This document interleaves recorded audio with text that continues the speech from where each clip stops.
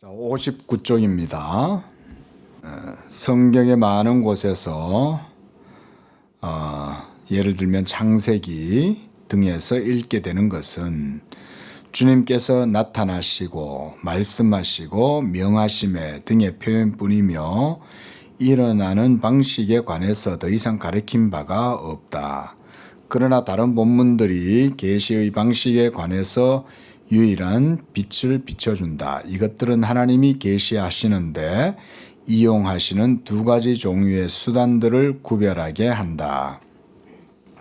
자, 계시의 수단에 있어서 두 가지 종류라고 할 수 있는 거죠. 첫째로 객관적 성격을 띤 이 모든 수단들이 첫째 부류에 속하는데 이 수단들을 통해서 하나님은 밖으로부터 온 진리로서 인간에게 오셔서 그에게 나타나시고 말씀하신다. 이게 외부에서 온다는 거죠. 어떻게 보면 현상적이잖아요. 외부, 그러니까 계시가 밖에서부터 우리에게 주어지는, 그러다 보면 여러 그 계시의 수단들이 있겠죠. 방책들, 방도들, 또 방식들, 뭐 여러 가지 표현을 쓸 수 있겠지만, 가령 예를 들어서 환상, 기적, 또 꿈, 여러 가지 것들이 있을 수 있잖아요. 자, 그래서 거기 밑에 보면 하나님은 종종 아브라함에게 나타나시고 또 모세와 시내산에 있는 이스라엘 백성에게 또 장막 위의 지성소 등에서 그의 현존의 징표로서 구름 기둥과 불 기둥으로 나타나셨다. 이런 것들도 모두 다 외부적인 객관적인 그런 계시의 방식이라는 거죠. 그리고 주님이 인간에게 말씀하셔야 할 것을 천사들을 통해서도 알리셨다. 특히 그의 심중에 주님의 이름을 지닌 계약의 사자를 통하여 나타나셨다. 거기 계약의 사자, 그거 한번 줄을 한번 그어놔 보세요. 여기서 번역을 계약의 사자다 이랬는데 일반적으로 우리 신학계에서는 요즘은 언약의 사자 이렇게 말합니다. 우리나라에서는 언약, 카버넌트를 언약이라고 그러는데 이게 제가 듣기로 그 일본에서는 계약으로 많이 번역을 한다고 그럽니다. 그 이제 일본의 번역보다 우리 번역이 훨씬 나은 거죠. 말씀 원자의 약속 약자잖아요. 그리고 언약이라는 우리말 번역이 되게 좋은 말인 거예요. 그러니까 그래서 일본에서는 그거를 계약으로 주로 많이 이제 해요. 그래서 우리는 언약 신학이다 그러면 거기는 계약 신학이다 이런 식으로 표현한다 이 말인 거죠. 계약이라고 하는 거는 상호성을 가지고 있잖아요. 갑과 을 양편이 같이 계약을 맺으니까 우리가 하나님과 우리 사이에 상호간의 계약을 우리는 언약이라고 그러는데 그래서 보다 더 언약이라는 표현을 더 좋은 표현으로 이렇게 우리가 봅니다. 자, 어쨌든 이런 계약의 사자, 언약의 사자를 통하여서 주님이 또 그 계시를 나타내셨다. 여기서 언약의 사자는 누구겠어요? 여러분, 언약의 사자는 누구를 얘기하는 걸까요? 예수님이죠. 구약 시대 때 나타나신 지금 계시의 객관적 방식. 이 객관적 방식이라는 건 바빙카 지금 여기서 의미하는 바는 계시가 외부에서 드러나는 현상을 얘기하는 거죠. 현상이죠. 이걸 지금 얘기하고 있는 거죠. 그렇죠?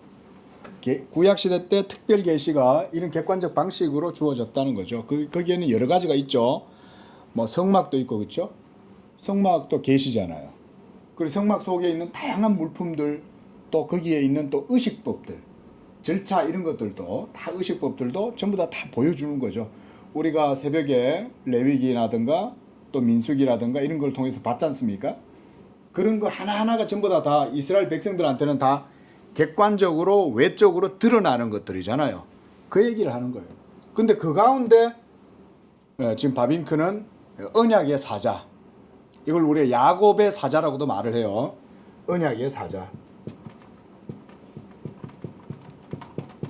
이 언약의 사자가 구약 시대 때 나타난 언약의 사자가 바로 우리가 신학에서는 중보자 예수 그리스도를 말하는 거예요. 우리가 조금 더 성경 공부한다는 측면에서 구약 성경에서는 이 언약의 사자를 여호와의 사자라고도 말합니다. 그렇죠? 여호와의 사자라고도 말하고, 이 여호와의 사자는 삼위일체 가운데에서 위격적으로 몇 위에 돌려집니까? 여호와의 사자가 삼위일체 가운데 제2위시죠. 그렇죠? 이제는 이 정도는 답이 나와야 됩니다. 제2위 예수 그리스도가 바로 여호와의 사자다. 제가 지금 참고적으로 설명을 드린 거예요. 바빙크가 지금 이걸 언급했기 때문에. 그게 바로 언약의 사자라는 거예요. 야곱과 씨름한 그 천사, 언약의 사자. 그 다음 여호수아와 길갈에서 만난 여호와의 군대 장관으로 오신 분, 또 모세와 가시떨기 나무에서 불꽃 가운데 나타나신 그 언약의 사자, 또 아브라함에게 나타나신 하나님, 그 전부 다 언약의 사자인 거예요. 그래서 구약 시대 때 이제 우리가 조금 이제 성경 공부니까요. 자, 삼위일체께서 계세요. 삼위일체 하나님께서 계신데, 삼위일체 하나님은 신약 시대 때만 삼위일체 하나님이십니까? 아니죠. 삼위일체 하나님은 구약 시대 때도 삼위일체셨죠. 그런데 구약 시대 때는 삼위일체라는 표현이 잘 안 드러나죠. 그렇죠? 구약 시대 때는 우리가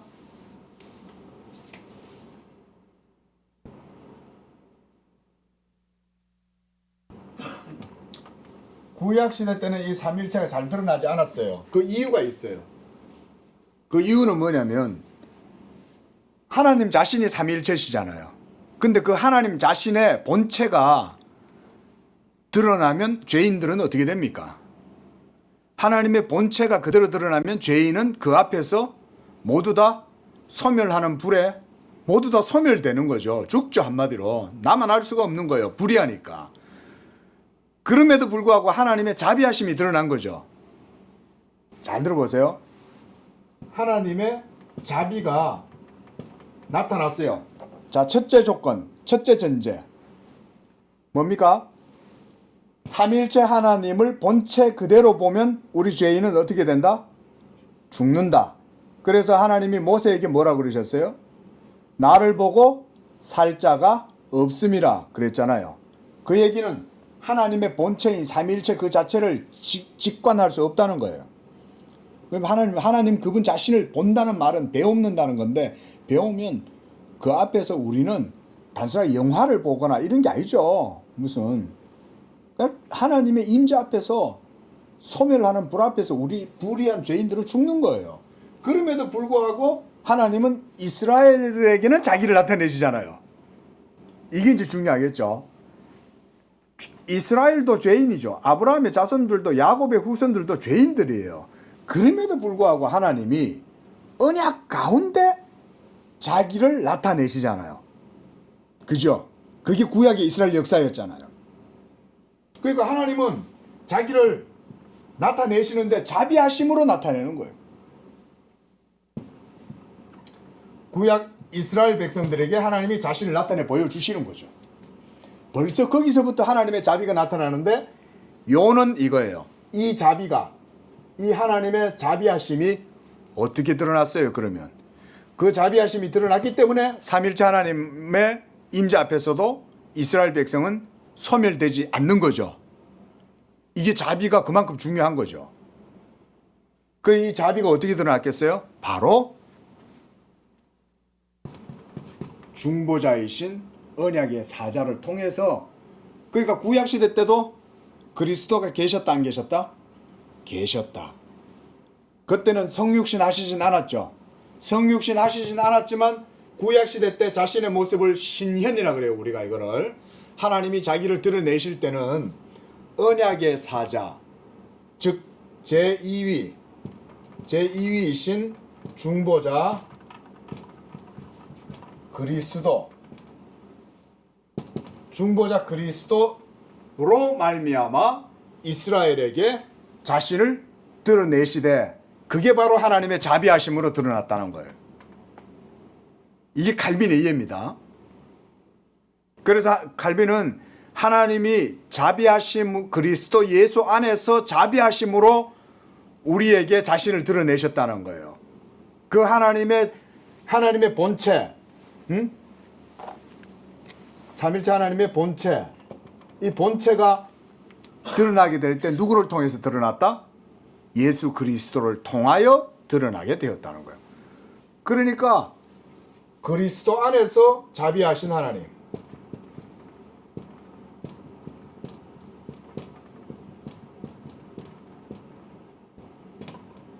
이 표현을 칼빈도 많이 쓰잖아요.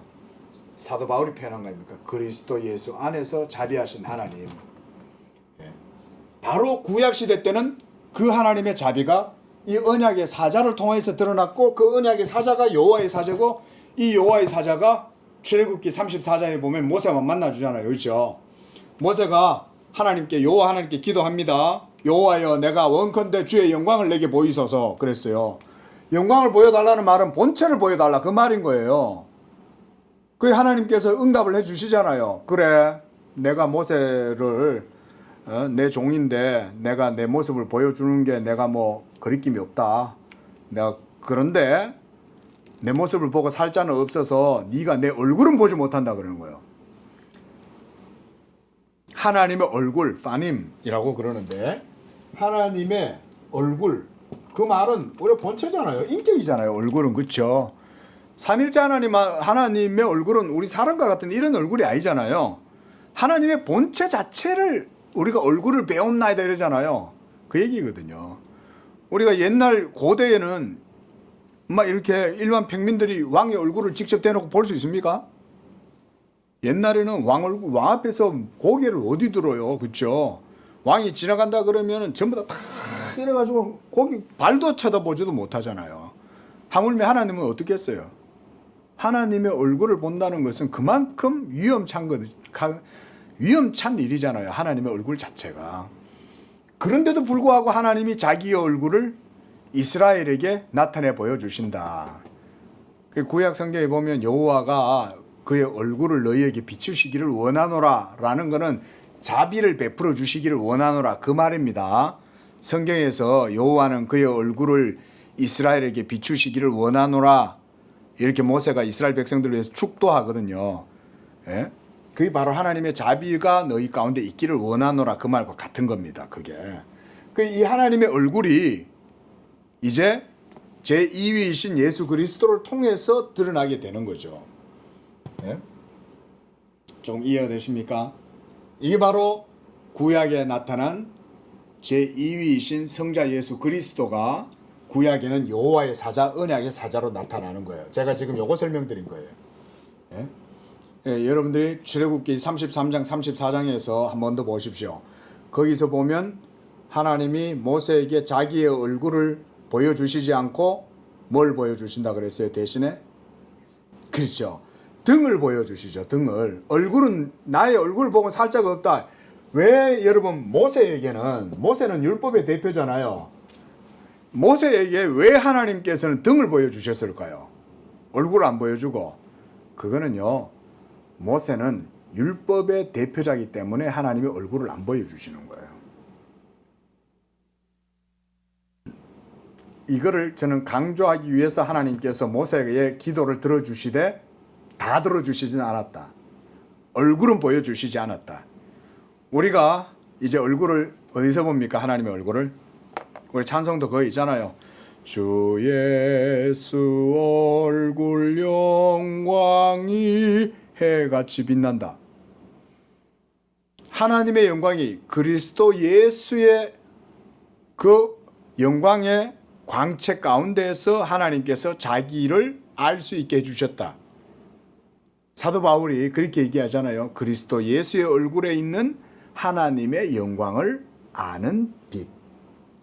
그리스도 예수의 얼굴이라 그러잖아요. 그게 바로 중보자인 예수 그리스도죠. 이 여호와의 사자, 언약의 사자가 성육신 하신 거예요.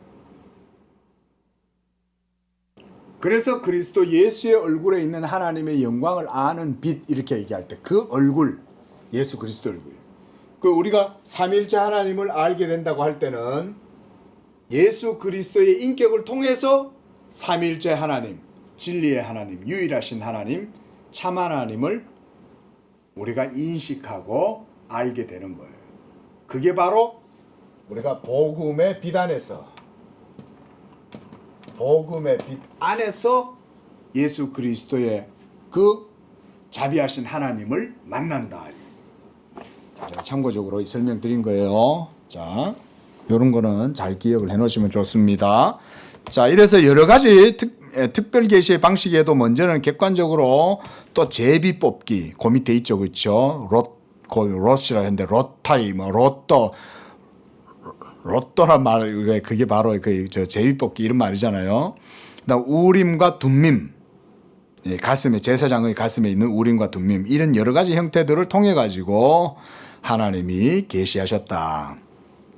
또 뭐가 있습니까? 그 밑에는 기적도 있다. 그렇죠? 그래서 기적은 성경의 크고 중요한 자리들을 차지하고 있다. 오늘날에 와서 모든 면에서 이 기적에 대한 내용이 굉장히 공격의 대상이 되고 있는 거죠.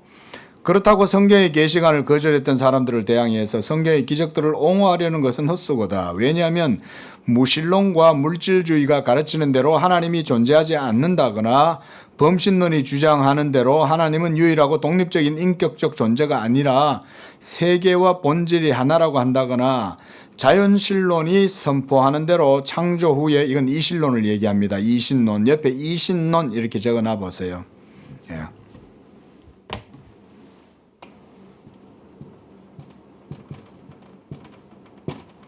데이즘이라고 하는 거예요. 이신론. 그 다음 범신론은 요 앞에 판이 붙어요. 판데이즘이에요. 예. 범신론,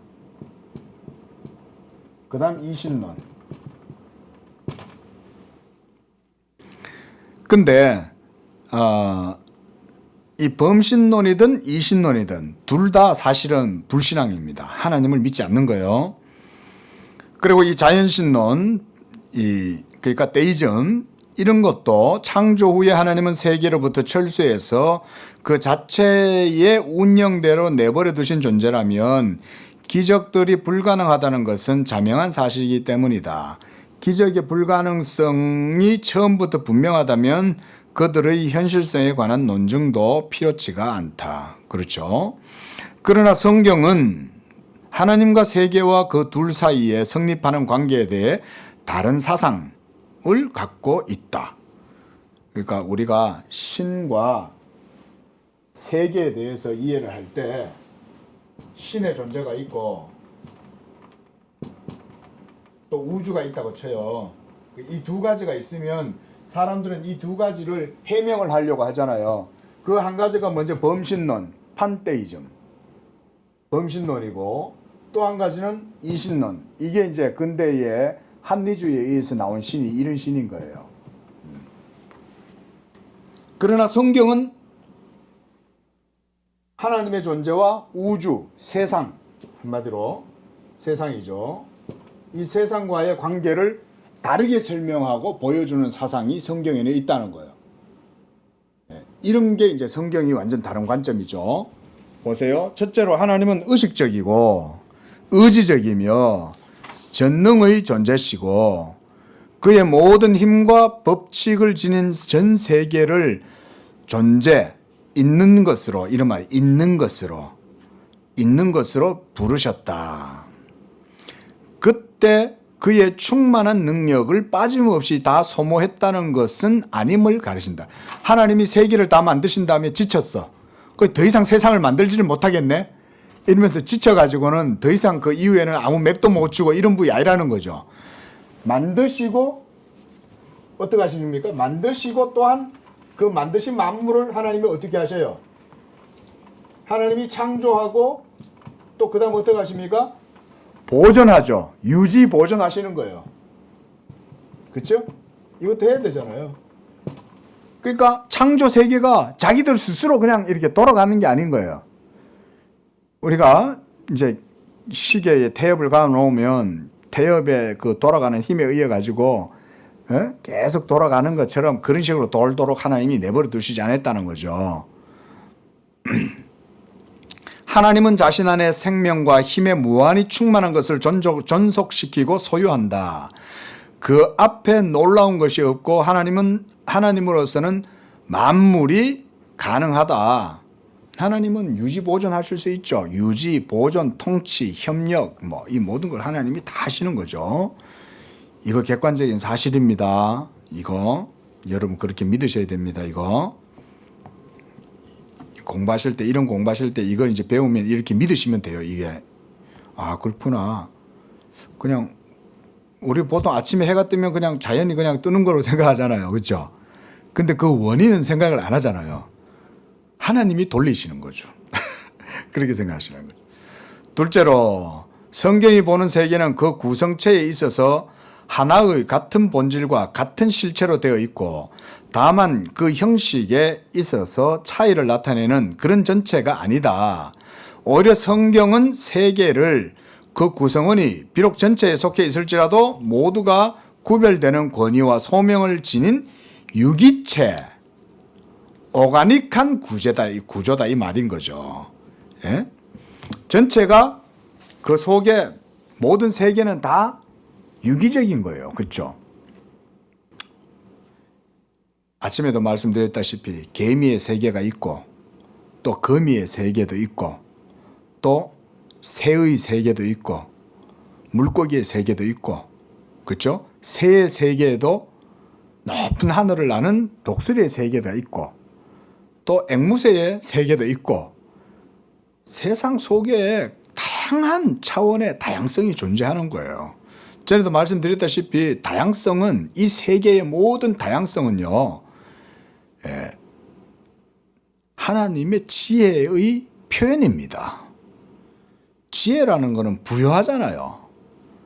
반짝반짝거리고 반짝반짝거리면 그 반짝반짝거림의 아름다움은 획일적이거나 단일성 속에서 이루어지는 게 아니겠죠.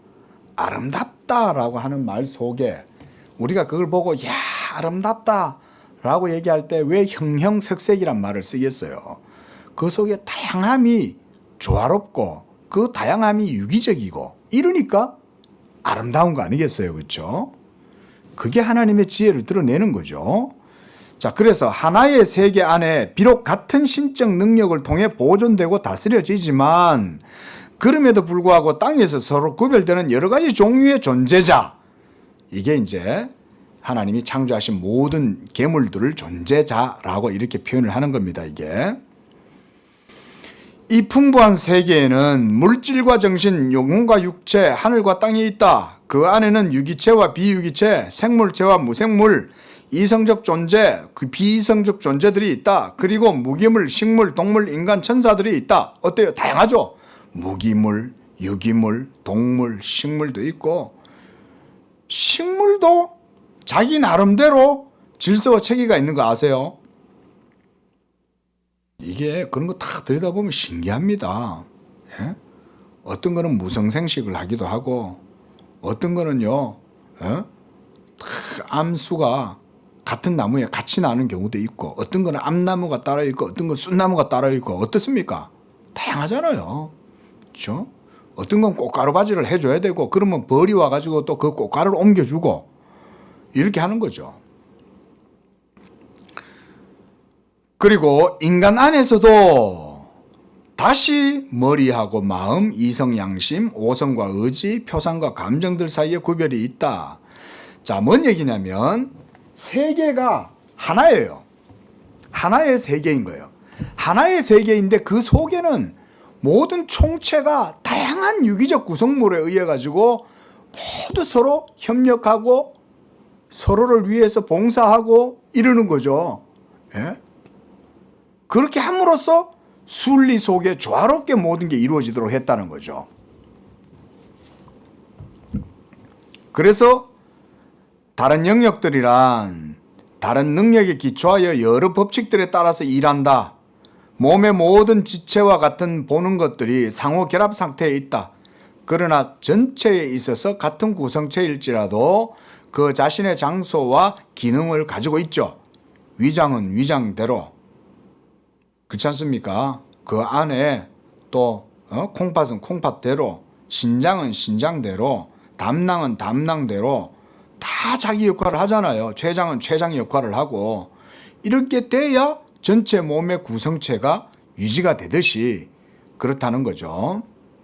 자, 셋째로 성경은 하나님과 세계는 비록 다를지라도 결코 분리될 수 없음을 가르친다. 본질적으로 다르죠. 신의 존재와 우주, 물론 여기도 인간이 포함되어 있죠. 만물, 한마디로 하나님의 존재와 만물 간에 본질적인 차이가 있죠. 하나님은 우주에서 떠나 계실 수도 있지만 그렇다고 우주를 내버려 놓고 계시는 게 아니에요. 이런 게 성경의 사상이라는 거예요. 그래서 기독교는 범신론, 판테이즘도 아니고 이신론도 아니라는 거예요. 성경은. 그게 왜 그러냐? 이제 그런 거를 배우는 게 신학이고 중요하겠죠. 하나님은 참으로 본질적으로 유일하고 완전한 독립적 존재지만 세계로부터 격리되어 있는 것이 아니다. 그 반대로 그 안에서 우리가 살고 움직이고 존재하고 있는 것이다. 그분은 태초에 만물을 존재로부터 부르셨던 창조자이심은 물론이거니와 지금도 전능하신 능력으로 보존하시고 다스리시는 임자, 주권자, 그 다음 소유주, 그리고 그분이 대장이다. 주님이시요 계속 그렇게 계신다. 모든 것이 태초 이후 계속해서 그 안에 그것의 첫 기원을 갖는다. 하나님 안에 있다는 거예요. 지금 창조돼가지고 창조된 이후에 지금의 역사가 한 7,000년이 흘렀다 칩시다. 7,000년이 흘렀다고 치더라도 7,000년의 모든 매 순간순간이 7,000년 동안 유지되어 오는 과정 속에서도 하나님은 한시도 세계를 놓지 않으셨다는 거예요. 지금도 그렇다면 마찬가지겠죠. 지금도 제가 말하고 있는 이 순간도 지금 지나잖아요. 순간순간 지난단 말이에요. 그러나 이런 순간조차도 모두 다 하나님에 의해서 붙들려 있다. 그렇게 본다는 거죠, 성경은. 자, 그 밑에 보겠습니다. 밑에 문단. 이러한 기초적 사상들을 가지고 우리가 성경에 동의하고 이런 유실론의 기초 위에 서 있는 한은 기적들의 가능성을 의심하고 반대하는 모든 근거가 소멸하게 된다. 그렇죠? 이제 바빙크가 이거 지금 얘기하려고 지금까지 얘기한 거예요. 기적에 대해서 부정하는 사람들은 범신론을 얘기하거나 이신론을 얘기할 때는 그 속에서 기적이라는 것을 말할 수 없다는 거예요. 그렇죠?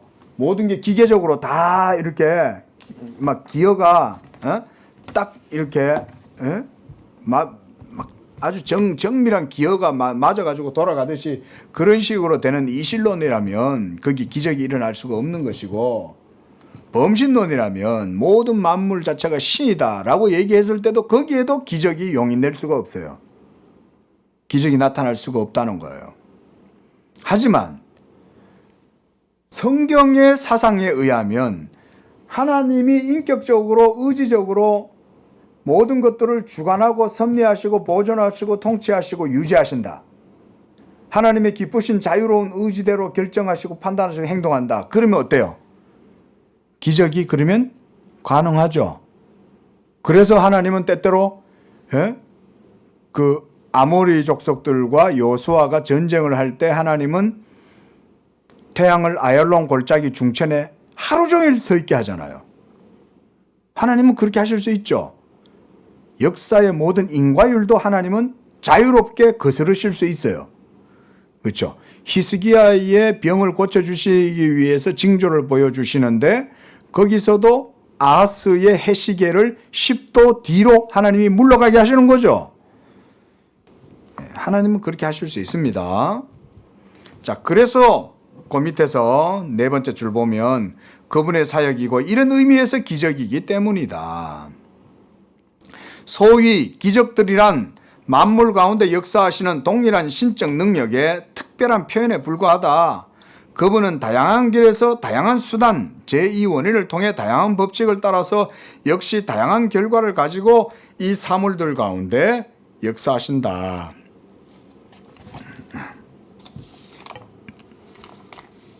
자, 그건 뭐 다 비슷한 얘기니까 넘어가고요. 61쪽 첫 번째 문단 밑에서 한 다섯 번째 줄 보세요. 성경에 따르면 모든 자연의 질서는 하나님이 노아와 맺으신 자연 계약에 고정된 것이다. 하나님께서 무지개를 노아한테 보여주시잖아요. 그러면서 뭐라고 하셨어요?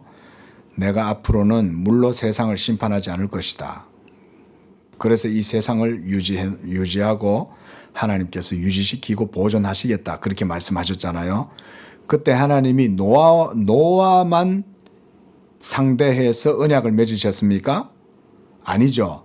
내가 너와 함께 이 모든 짐승들과 그 모든 것들과도 하나님이 언약을 맺는다. 그렇게 말씀하셔요.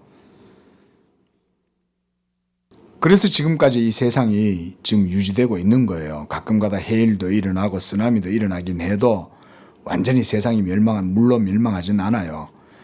하나님이 그렇게 말씀하셨기 때문이죠. 그래서 이 세상은 물에 잠겨서 멸망하지는 않을 거니까 너무 북극에 얼음이 녹는다고 빙하가 녹는다고 너무 걱정하시지 마세요. 예? 물로 세상이 심판되지 않아요. 하나님이 장차 온 세상은 불로 심판하신다고 그랬어요. 그렇죠? 자, 그러나 인간이 그의 이성과 의지를 가지고 땅을 복종시키고 그의 문화를 통해 자연을 지배하는 것과 같이 하나님은 이 창조된 세계를 그의 작정의 집행에 공헌하도록 하는 능력을 소유하고 계신다. 기적들이 증명하는 것은 세계가 아니라 주님이 하나님이신 것을 증명하는 것이 기적이다. 그죠? 기적이 나타났어요. 말씀드렸다시피 판테이즘에서나 그냥 데이즘에서는 기적이 일어날 수 없어요. 그런 조건에서는. 그러나 성경의 인격적인 신이신 하나님, 유일하신 그 하나님은 기적을 행하실 수 있어요. 그런데 왜 하나님이 그 기적을 행하시냐 이 말이죠. 하나님이 기적을 행하시는 이유는 바로 그 기적들을 통해서 하나님의 하나님 되심을 증명하려고 보여주신다는 거죠. 예수님이 이 세상에 오셔가지고 많은 기적을 행하시고 많은 능력을 행하셨잖아요. 그렇게 안 했으면 사람들이 예수님을 믿겠어요? 그렇죠? 부활하신 예수님을 보고도 못 믿고 오병이어의 기적을 몇 번이나 체험했는데도 그걸 보고도 못 믿잖아요. 예? 제자들은 물이 포도주로 변하는 걸 다 봤잖아요. 죽은 나사로를 살리는 것도 보고 오병이어, 칠병이어의 사건도 봤을 것이고 수많은 사람들이 예수님의 기적으로 치료되고 이렇게 하는 걸 봤잖아요. 그런데도 그들은 믿음을 잃어버리잖아요. 에? 이런 게 우리 인간의 연약함이거든요. 그러니까 예수님이 기적을 행하시지 않으면 우리가 믿음을 갖기가 어려운 거죠. 제자들이 예수가 그리스도라는 사실을 인식하려면 하나님이 그렇게 자연에 말하자면 그런 어떤 일반적인 그런 질서를 거슬르고 죽은 자를 살리고 물을 변화시켜 갖고 포도주로 만드시고 물리를 걷게 하시고 뭐 이런 것들을 행하셔야 되는 거죠. 풍랑을 향해서 명령하시고 자, 인간이 타락하지 않았다면 이것이 논쟁될 필요도 없다. 그런 경우 하나님의 손에 모든 사역으로부터 그는 하나님을 알고 인식하는지도 모른다. 죄가 없었다면 기적이 있었을 것인지 아닌지 물을 필요도 없이 기적의 경우 그들은 어떤 다른 성격과 목적을 가졌을 것이라는 진술에서 우리는 충족할 수 있을 것이다. 왜냐하면 성경이 보도하고 있는 실제로 일어났던 기적들이란 그들 자신의 특별한 성질과 의도를 띠고 있기 때문이다. 아담이 타락하지 않았다면 기적이 일어났을까요? 안 일어났을까요? 이런 질문은 넌센스다 그 말이죠. 아니 아담이 타락 안 했다고 하나님이 기적 행하실 능력이 없어지겠어요? 그렇죠? 제가 누누이 말씀드리지만 평범한 일상 모든 게 다 기적입니다. 여러분 이거 제가 하는 말씀드려도 여러분들이 이걸 충분히 인식을 못 하실 거라는 걸 제가 압니다. 그럼에도 제가 계속 반복해서 말을 하는 거예요. 평범함이 기적이다. 그거는요, 기적을 겪어보면 아는 거예요. 평범함이 얼마나 대단한가는 평범하지 않은 상황을 겪어봤을 때 기적이 되는 거죠. 저 우크라이나 마리우폴이 있는 그들 모든 건물들이 다 무너지고 지금 그들의 모든 일상이 다 파괴됐죠. 전쟁 때문에. 자, 우리는 지금 일상 속에 삽니까? 우리는 지금 기적 속에 살고 있는 거죠. 오늘도 주일날 옷 세수하고 옷 깔끔하게 입고 교회 예배 드리러 오고 하나님 말씀 배우고 여기서 맛있는 거 먹으면서 성도들과 교제하고 이러고 지내는 거 이거 자체가 기적이잖아요. 저 우크라이나를 보면 그게 기적처럼 이제 조금 인식이 되죠. 우리는 그만큼 둔감한 거예요. 이거 아무리 얘기해도 모릅니다. 그래서 오죽하면 예레미야 선지자도 사람의 마음에 부패한 것을 누가 능히 알려 그러는 거예요. 사람의 마음의 거짓됨과 부패함을 측량하기 어렵다는 거예요. 그런 의미예요. 우리는 잘 몰라요. 자, 그 기적이라는 게 하나님이 살아계시면 어디든지 기적을 일으키실 수 있죠. 아담이 타락 안 했다고 하나님이 기적 못 행하시겠어요?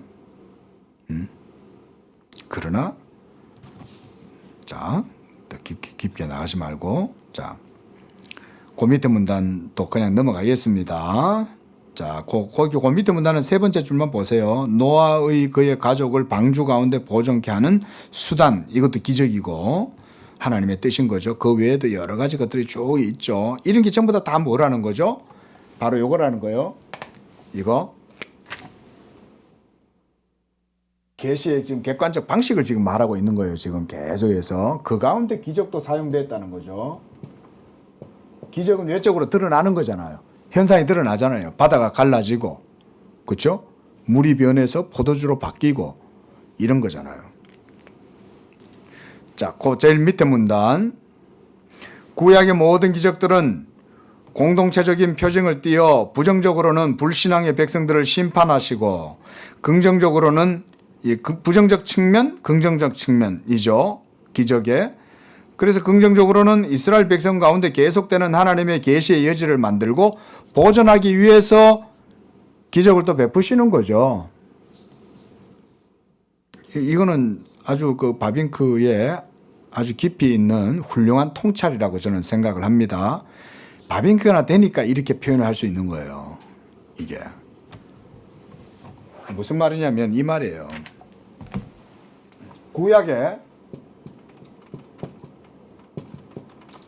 역사 속에 기적이 계속 자주 나타나죠. 그렇죠? 우리 뭐 성경에서 기적을 빼면 성경 자체가 성립이 안 된다고 할 정도로. 자, 바빙크에서 뭐라고 그럽니까? 계속 이스라엘 역사 속에 하나님이 이런 기적의 역사들을 이루어 나가시는 이유는 뭐예요? 계시의 뭐라고 그랬어요? 여지를 이렇게 보내야죠. 여지를 만드시고 그 다음 보존하려고. 계시의 여지를 남겨놓는다는 거죠. 그리고 그런 계시의 여지를 보존하기 위해서. 보존이란 말은 계속해서 유지가 되도록 해놨단 말이잖아요. 유지.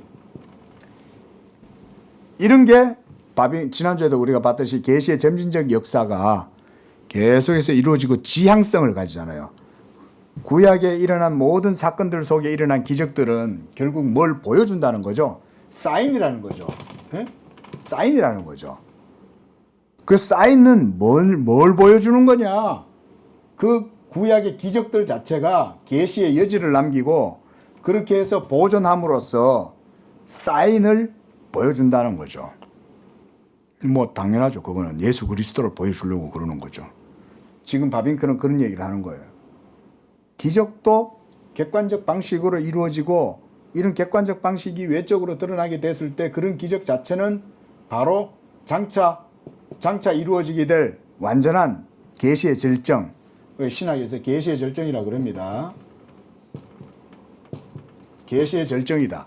이 계시의 절정이신 예수 그리스도를 향해서 나아가도록 여지를 남겨놓고 그리고 그렇게 되도록 기적이 그런 계시를 보존하는 역할을 한다 이거죠.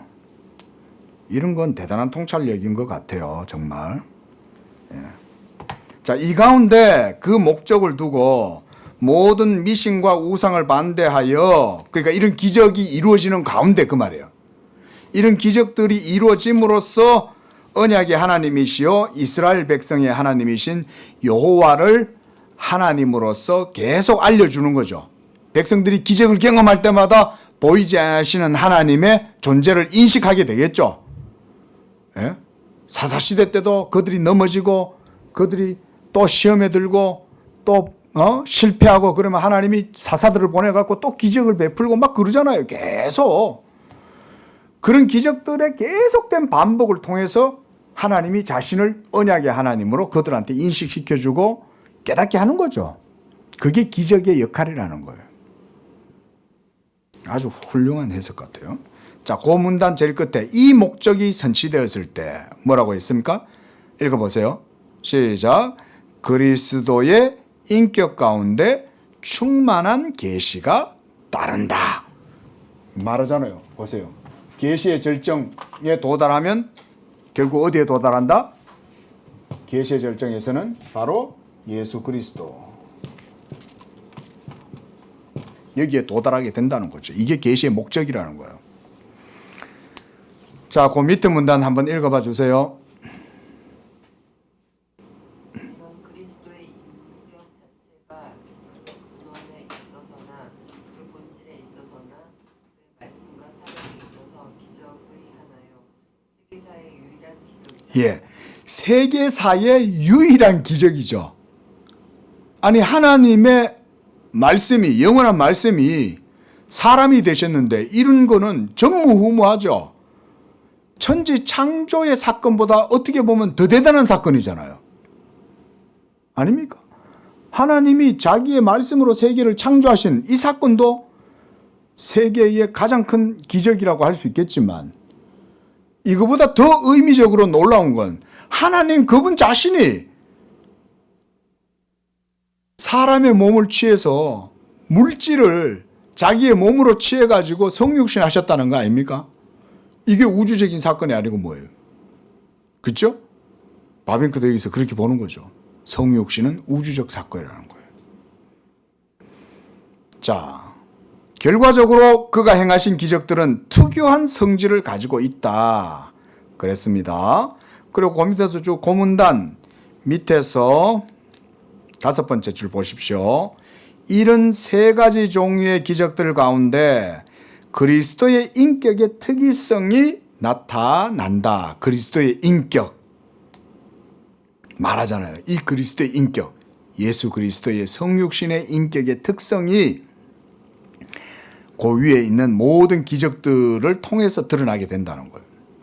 그러니까 기적은 예수님의 복음 사역에 있어서 불가피하게 필요한 거죠. 그리스도 자신을 하나님으로 드러내셔야 되기 때문에. 자, 이런 게 이제 기적들입니다. 자, 그 밑에 문단 보겠습니다. 그러나 좀 더 분명하게 그리스도의 인격이 우리와 만나게 되는 것은 그를 통해서 되는 이적에서가 아니라 그 안에서 그와 더불어 역사되는 이적에 의해서이다. 이적을 통해서 그가 누구시고 어떤 존재인지를 안다. 그의 초자연적인 개념, 즉 그의 기적적인 삶과 죽음, 부활, 승천, 하나님 우편에 앉아 계심이 모두 유달리 뛰어난 구원의 이적들이다. 이 이적들은 그분의 절대적 능력이 그로 인한 결과들과 사탄과 전왕국의 위에 임하고 예수님을 통해서 이루신 사역들에서 더 잘 예정한다. 그리고 그와 같은 이적들은 이런 능력이 새하늘과 새 땅에서만 그것의 최종적인 승리를 얻을 구원의 능력임을 그의 어떤 사역들보다 더 분명히 밝혀준다. 자, 이것도 뭐 간략하게만 설명을 드리겠습니다. 거기 보면 제일 첫 번째 줄을 보면 그리스도의 인격이 우리와 만나게 되는 곳은 그를 통한 그런 외적인 외적인 어떤 기적들, 현상들, 체험들을 통해서가 아니라 그 안에서 그와 더불어 역사되는 우주적인, 한마디로 하나님의 언약이 그리스도 예수의 인격을 통하여서 이루어짐으로써 나타나게 되는 그런 이적들. 그게 바로 뭐냐? 그 중간에 있는 이제 삶과 죽음, 부활, 승천, 하나님 우편에 앉아 계심, 모두 유달리 뛰어난 구원의 이적들이다. 이런 것들을 보여준다는 거예요. 그래서 마지막 줄에서 새 하늘과 새 땅에서만 그것의 최종적 승리를 얻을 구원의 능력임을 그의 어떤 사역들보다 더 분명하게 밝혀주고 있다. 그 다음 보십시오. 그 다음 문단. 사도시대의 첫 증거자들로 말미암아 수행된 이적들. 이거는 이제 사도들을 얘기합니다. 첫 증거자들이란 예수님의 12제자들, 사도적 권능을 말하는 겁니다. 그들을 통해서 이루어진 이적들은 자, 승천하신 그리스도의 사역들로 특징 지어줄 수 있다. 지상에서 베드로가 기적을 일으키고 바울이 기적을 일으키고 빌립이 기적을 일으켰지만 실제적으로 그 기적은 누가 행했다는 겁니까? 천상에 계시는 예수가 자기의 그 신적 위엄과 영광으로 능력으로 행하시는 거다. 그 말인 거죠. 오늘날 우리 양재교회도 똑같은 거예요, 여러분. 이거는 똑같이 그렇게 적용하면 됩니다. 우리 양재교회도 예수 그리스도의 교회이기 때문에 우리 주님이 천상에서 행하시는 모든 일이 이 양재교회의 복음 선포와 영적 사역들을 통해 가지고도 동일하게 이루어지는 거예요. 비록 우리가 성경에서 보여주는 그런 기적의 형태로 드러나지 않는다 할지라도 기적의 그 이면에 있는 의미, 그리고 그 충만한 복음의 의미들은 우리 양재교회 가운데도 같이 있는 거예요. 이해되세요? 그렇게 생각하시는 게 팩트 그대로 있는 그대로 받아들이는 겁니다. 이게 팩트인 거예요. 예. 우리는 참 연약하잖아요. 늘 말씀드리지만 우리 건우가 집에 있으면 아빠가 있어도 무섭대요. 그 얘야 엄마도 있고 아빠도 있는데 뭐가 그래 무섭냐? 그냥 무서운 거야. 그냥 애가 어두운 게. 무서워. 안방 들어가지도 못해. 안방에 이제 주로 제가 있는데 그 방에 어떨 때는 불이 꺼져 있으면 화장실에 들어가려면 이게 이제 무섭잖아요. 그러니까 나 같이 가자는 거예요, 저보고. 야, 아빠, 엄마 여기 다 있는데 뭐 무서워? 말하자면 우리가 그런 연약한 자들이죠. 하나님이 계신데도 우리는 하나님이 없는 것처럼 생각하는 거죠. 예? 근데 실제로 어때요? 아빠가 그 집에 자기와 함께 하고 있잖아요. 근데 우리는 그 하나님이 우리와 함께 하고 있다는 사실을 별로 인식을 못한다 이 말인 거죠. 얼마나 연약한 믿음 속에 있습니까, 우리가. 그런 우리를 하나님이 사랑하신다는 거예요. 조금 감이 오십니까, 자비가? 그런 우리를 하나님이 무한한 이런 질적인 차이도 있지만 그럼에도 불구하고 죄인들인 우리에게 하나님이 자기의 자비를 나타내시고 이 양재교회 가운데 복음이 선포되어지고 이 복음을 듣는 여러분들의 믿음 가운데 하나님이 실제적으로 함께 하신다고 인치시고 보증하고 성령으로 인치시고 보증을 해주고 막 이러잖아요. 지금까지 우리 양재교회 오늘 3주년 됐습니다. 3주년 되는 동안 우리 성도님들이 열심히 해주셨지만 그러나 또한 하나님이 해주신 거죠. 그렇죠? 하나님이 하시잖아요. 앞으로도 우리가 하겠지만 하나님이 하시는 거예요. 여러분들을 통해서 하나님이 또 하시는 거예요. 이게 하나님의 나라는 그렇게 이루어지는 겁니다. 여러분들을 통해서. 자, 시간 되면 좀 말씀을 해주세요. 오늘 좀 일찍 시작해서. 자, 넘어갑니다. 그 63쪽 네 번째 줄 보십시오. 왕과 구주로서 하늘로 올려오셔서 하나님 우편에 계시고 이 목적이 달성되고 그랬죠. 이게 목적이었다는 거예요. 예수 그리스도가 모든 이름 위에 뛰어난 이름이 되는 것. 이게 하나님의 구속 경륜에 있어서 최종적인 목적이었어요. 여러분 이거 아주 중요합니다. 오죽하면 사도 바울은 서신에서 계속 얘기하죠. 하나님 우편에 계시니라. 하나님 우편에 계시니라. 이 하나님의 우편에 계신다는 것은 아주 언약적인 표현이에요. 이거 제가 다시 한번 또 말씀 좀 드려볼게요.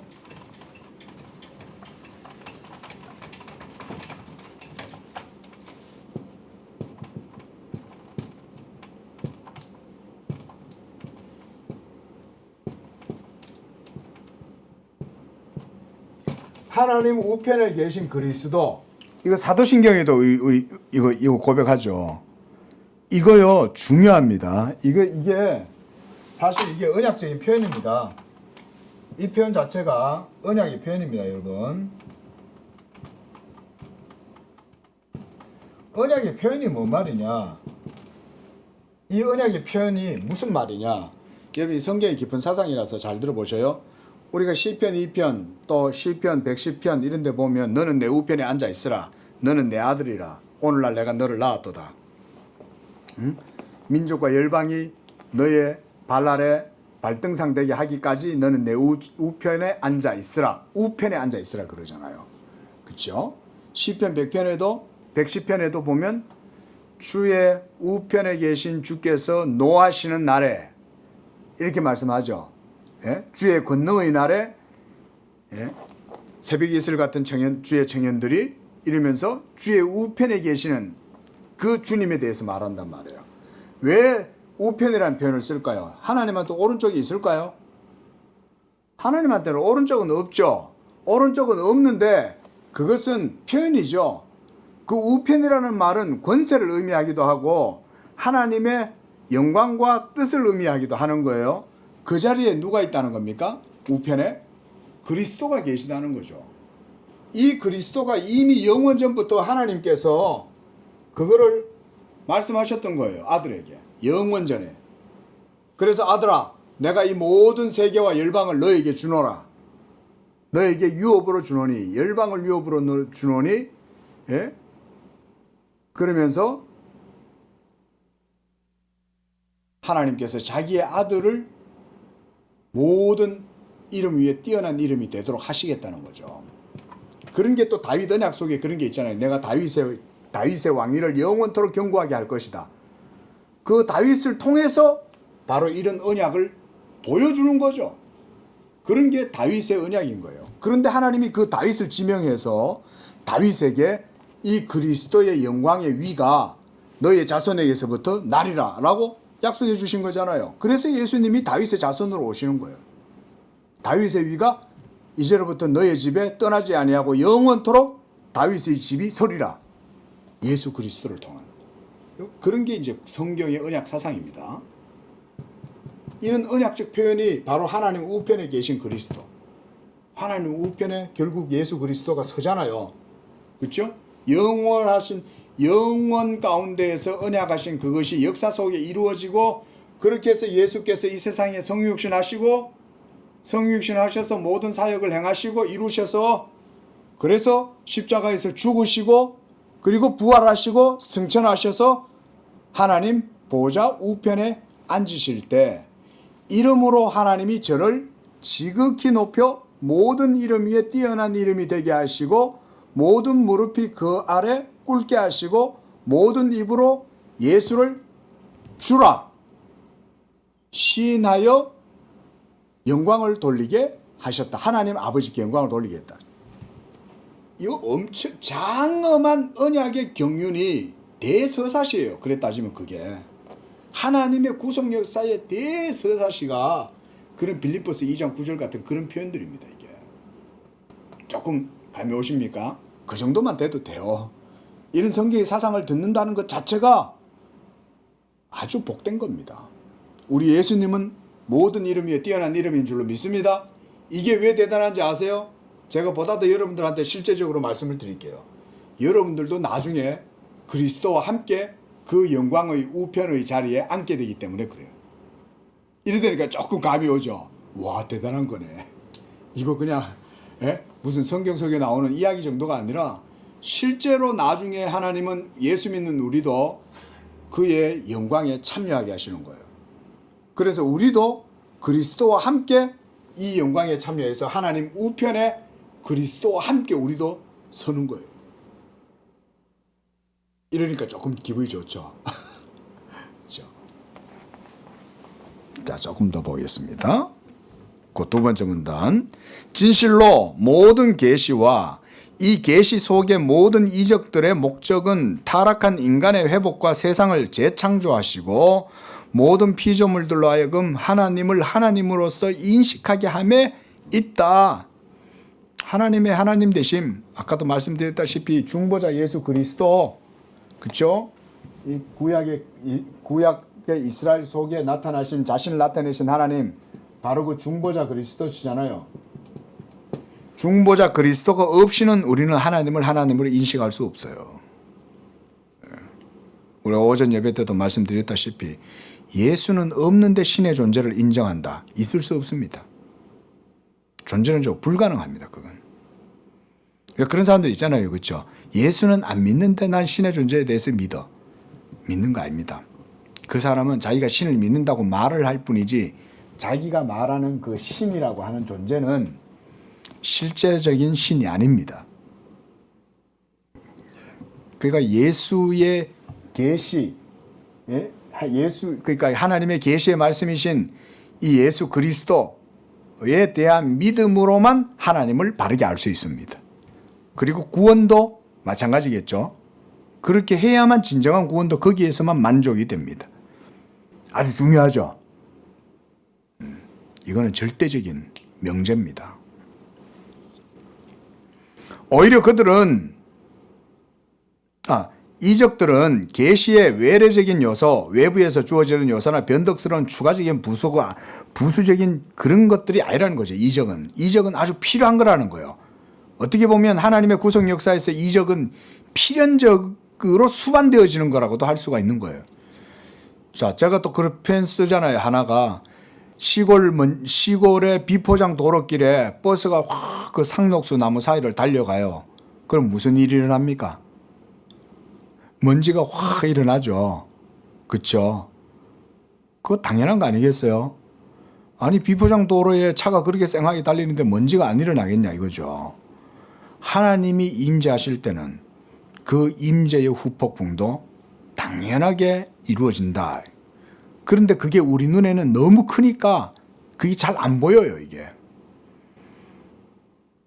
하나님께서 이 세상에 온갖 불신앙과 온갖 악한 그런 자들을 향해 가지고 하나님이 심판을 행하시는데 그게 어떨 때 우리 눈에 잘 안 보여.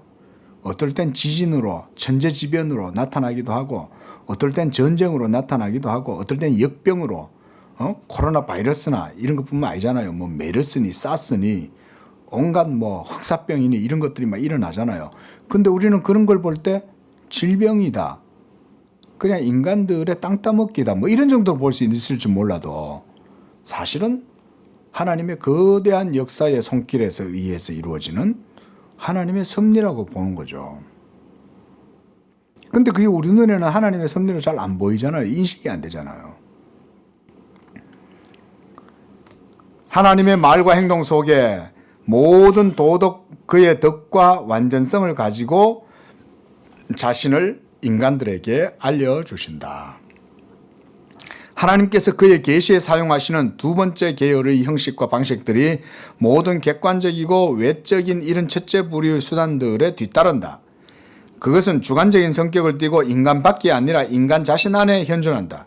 따라서 그것을 통하여 하나님이 밖으로부터가 아니라 안으로부터 인간 안에서 말씀하시는 모든 수단들이 그것에 속해 있다. 자, 이게 이제 하나님이 기적과 이적들을 행하시되 이런 이적들의 실제적인 의미는 사실은 우리 안에서 체득이 되는 거죠. 외적인 현상은 나타나는데 기적의 현상이 나타나요. 그렇죠? 현상은 나타나는데 이런 현상이 그 의미는 우리 속에서 실제적으로 주어지는 거잖아요. 그래서 인간밖에 아니라 우리 인간 안에 현존하는 것이요. 그것을 통해서 하나님이 밖으로부터가 아니라 안으로부터 인간 안에 말씀하시는 모든 수단들이 그것에 속해 있다. 자, 이 중에 첫 자리를 차지하는 것이 구약의 중보자인 모세에게 부분적으로 여러 번 계시되던 특별 계시다. 그것은 당시 주님께서 모세의 얼굴과 얼굴을 맞대고, 이게 이제 아까 말씀드렸던 33장 출애굽기에서 하나님이 영광을 보여주시는 그 장면이에요. 어떤 사람이 그의 친구와 말하듯 말씀하셨던 계시로 묘사된다. 모세는 구약에서 아주 특이한 자리를 차지하고 있고 모든 선지자들 중에 으뜸이다. 하나님은 그에게 환상으로 말씀하지 않고 애매한 말로 말씀하지 않고 입과 입으로 말씀하셨다. 즉 그는 하나님을 꿈속에서 본 것이 아니라 실제로 그의 모양과 그의 형태를 보았고, 그의 존재나 그의 얼굴을 본 것이 아니라 그의 눈앞에 직접 지나가시는 하나님의 영광의 후광을 본 것이다. 이런 계시 수단에 속해 있는 것이 역시 꿈이다. 지금 전부 다 이거 얘기하고 있죠. 객관적 계시, 외적으로 드러나는 이런 것들이죠. 하나님의 영광 자체도 모세에게는 외적으로 드러내 보여주셨잖아요. 그 얘기죠. 그렇죠? 입과 입으로 직접 대화를 하는 거니까 이건 외적으로 지금 드러나는 현상이잖아요. 그리고 제일 마지막에 보세요. 육체의 눈은 외부 세계에 닫혀 있고 영혼의 눈은 신적인 것들을 직관하는데 열려 있는 그런 상태, 즉 선견과 환상들이다. 그리고 무엇보다도 사람의 의식 속에 하나님의 영의 감동, 내적인 소리가 있다. 인간의 의식 속에 내적 소리의 수단을 통해 이런 마지막 계시는 이미 구약에서 반복해서 일어났지만 거기에서 그것은 항상 위로부터 잠시 동안 선지자에게 임한 성령의 역사로서 생각되고 있다. 그러나 신약에서는 성령 자신을 부어주심에 따라 영감이 계시의 형식으로 좀 더 보편적이 되었을 뿐 아니라 그것이 좀 더 유기적이고 영원한 성격을 취하였다. 이거 우리 성도님들 쓱 읽고 지나가면 어려워서 이거 이해 못합니다. 자, 제가 이것만 설명드리고 이제 오늘 이제 5장은 마치면 될 것 같아요. 그러니까 먼저 이거예요. 구약의 시대 때는 하나님이 누구를 통해 말씀하셨어요? 목사를 통해 말씀하셨어요? 그렇죠. 선지자를 통해서 말씀했죠. 그렇죠.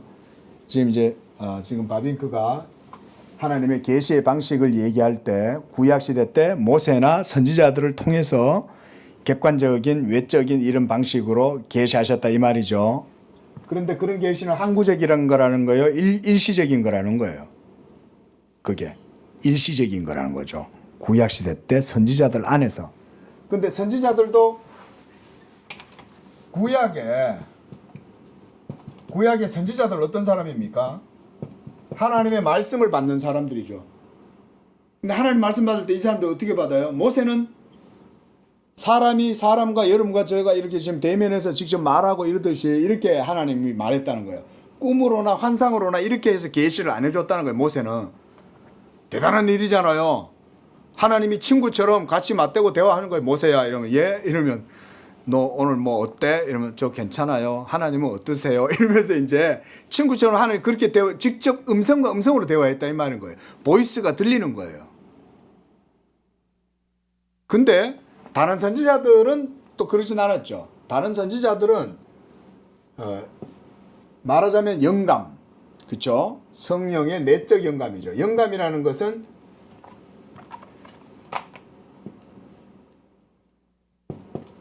그 사람 안에서 이루어지는 거잖아요. 그렇죠? 예? 내적으로 이루어지는 계시의 방식을 통해서 말씀했지만 이것은 부분적이고 일시적인 거죠. 전체가 다 들어주지 않았죠. 그래서 우리가 이런 구약의 선지자들 안에 하나님이 계시하신 이런 계시의 방식은 일시적이다.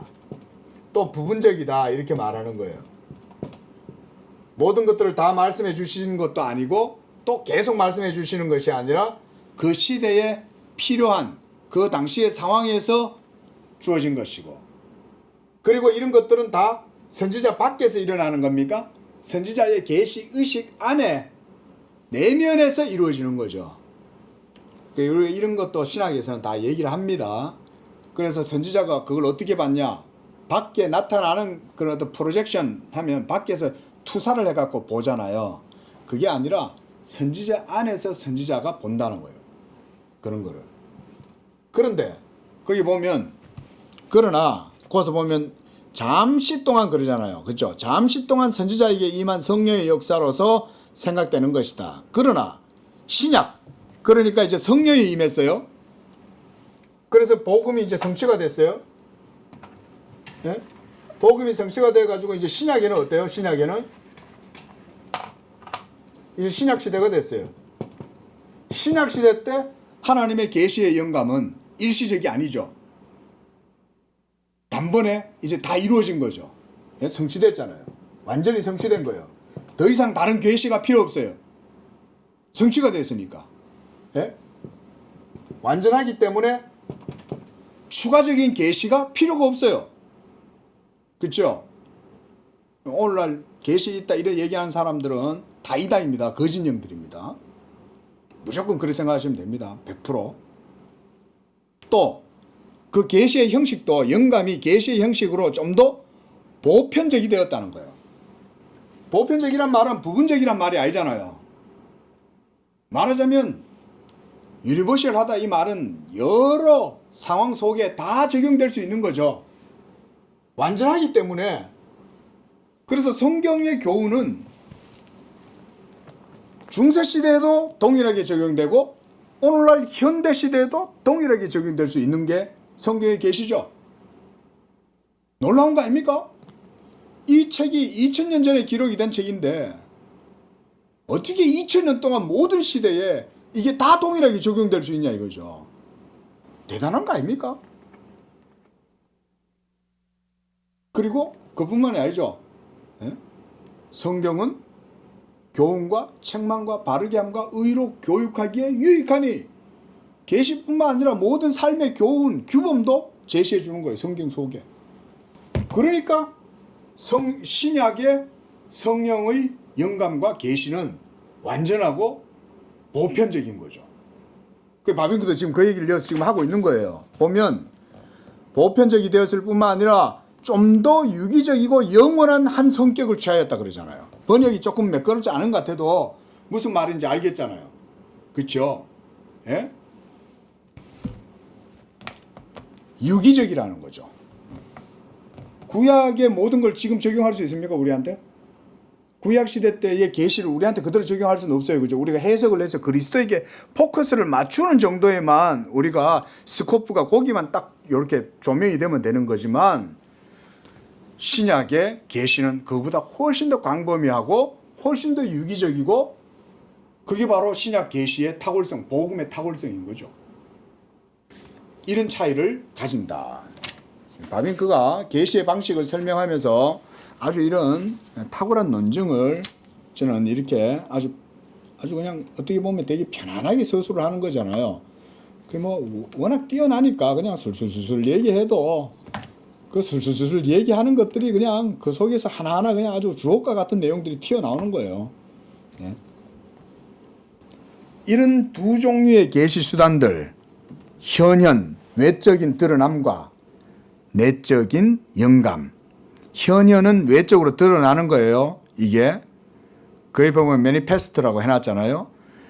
외적으로 드러나게 되는 현현 그리고 내적인 영감 이 두 종류가 계시가 이렇게 있다는 거죠. 객관적인 외적인 형식과 내적 형식 두 가지가 있다. 기억해야 될 것은 현현은 절대적으로 행위뿐만 아니라 사고와 말 속에서도 성립한다는 것이다.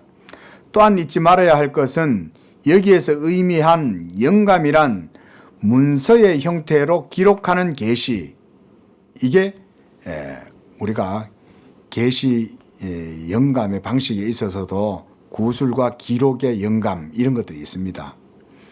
그래서 성경의 영감이나 하나님의 감동 이런 계시 안에서 선지자들과 사도들이 기뻐함을 입은 성령의 활동이나 모든 신자들의 분기신 내적 조명과는 다르다. 그러니까 뭔 말이냐면 우리가 오늘날에는 영감이란 말을 쓰면 안 돼요.